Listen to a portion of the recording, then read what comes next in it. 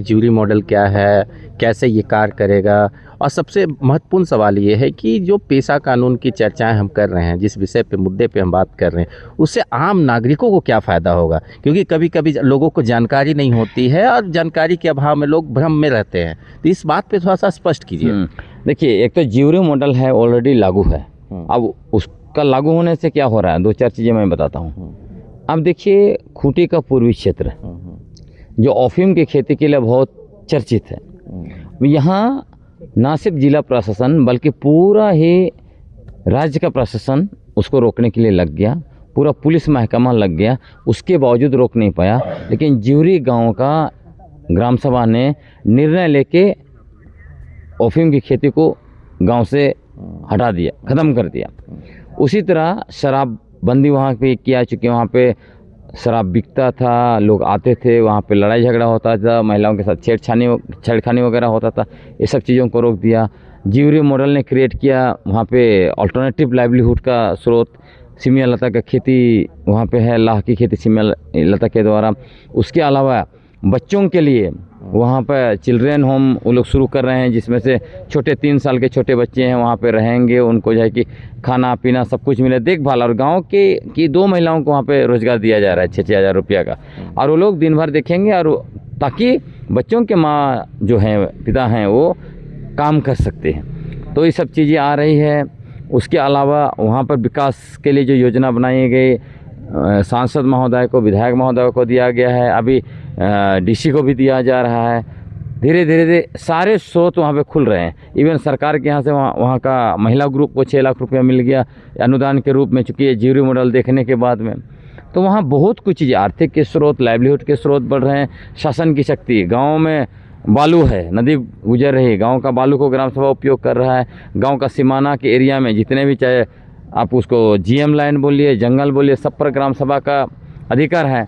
तो ग्राम सभा अपना रिक्लेम कर रहा है, चाहे वो जंगल का सवाल हो, वनोपज का सवाल हो, वहाँ बालू का सवाल हो, दूसरे माइनर मिनरल्स का सवाल हो, ज़मीन का सवाल, सब चीज़ में।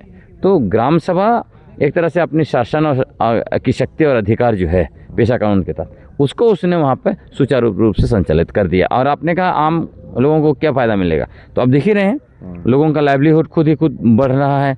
कुछ दूसरे इवन एनजीओ आ रहे हैं, कई नए प्रोजेक्ट लेके, हमारा प्रोजेक्ट यहाँ पे करने दीजिए। तो अभी ग्राम सभा का नियंत्रण कर रहा है।